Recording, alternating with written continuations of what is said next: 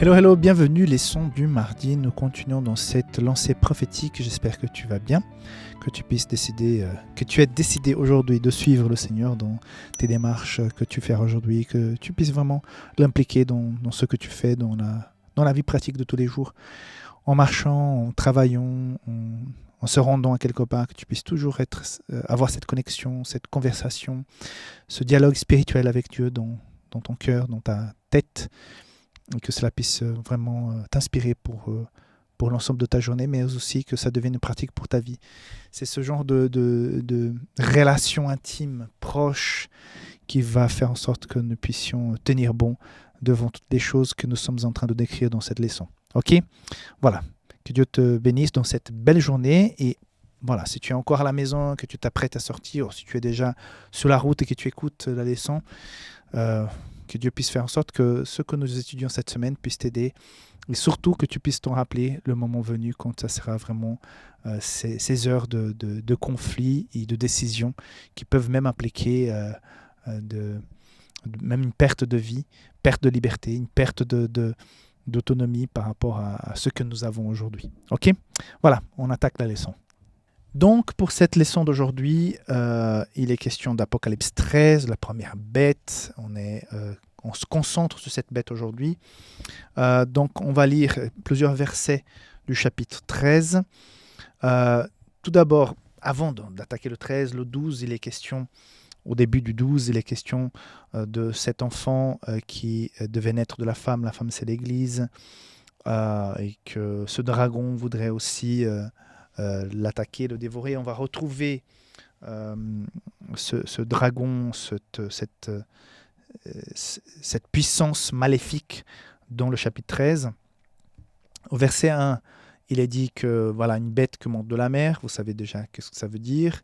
Il y avait des cornes, des diadèmes, tout ça, il y a des significations. Elle était semblable, et ça c'est très important, léopard, ses pieds étaient comme d'un ours et sa gueule comme celle d'un lion. Un rappel de Daniel 7 où on voit toutes ces bêtes qui représentent les différents royaumes qui ont plus ou moins dirigé le monde ou influencé le monde dans différentes époques.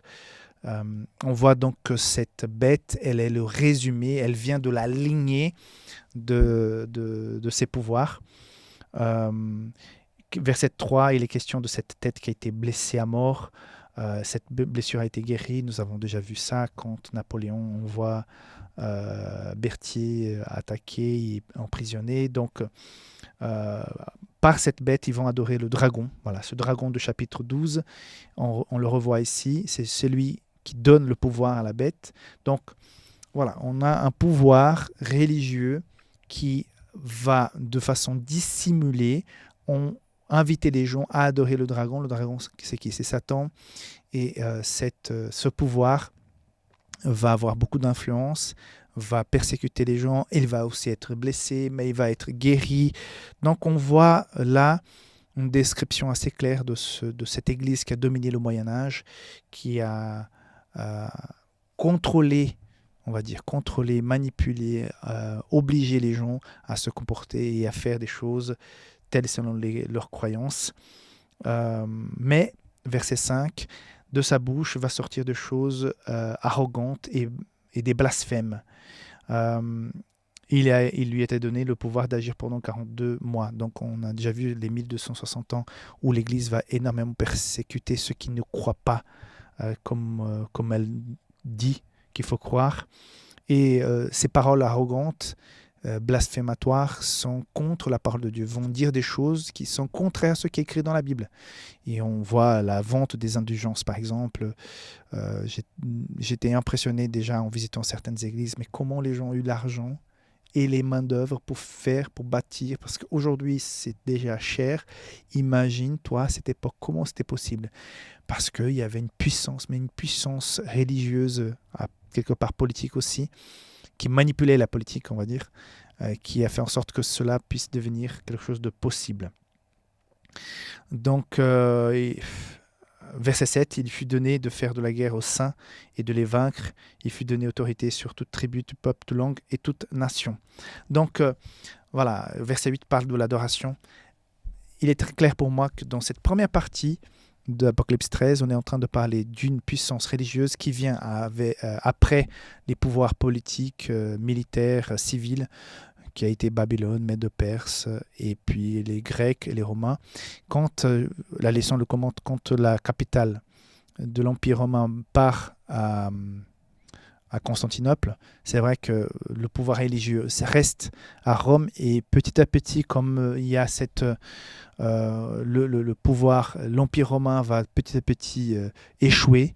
Donc il est vrai que les gens continuent à regarder historiquement, à regarder à Rome, et c'est vrai que ce directeur spirituel de Rome à cette époque va prendre une certaine place, une certaine importance, et petit à petit va devenir une référence mondiale. Donc on voit exactement ce que dit la Bible, ce dragon qui fait en sorte que cette bête de la mer puisse prendre une grande place, influencer des siècles et des siècles d'histoire, tous ceux qui vivaient sous son empire. Donc, et jusqu'aujourd'hui, on voit qu'il y a beaucoup d'influence, de pouvoir, pas comme auparavant, on est tous d'accord, mais justement, la leçon cette semaine nous dit que ce pouvoir va revenir.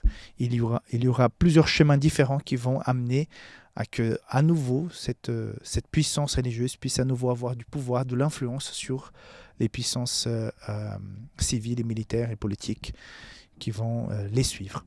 Donc c'est tout à fait impressionnant d'étudier ça et de voir que la Bible dit très clairement, et quand je vois tout ce qui s'est passé par le passé et on voit que toutes les prophéties, ce qui a été décrit s'est accompli, j'ai confiance que ça va se passer comme ça.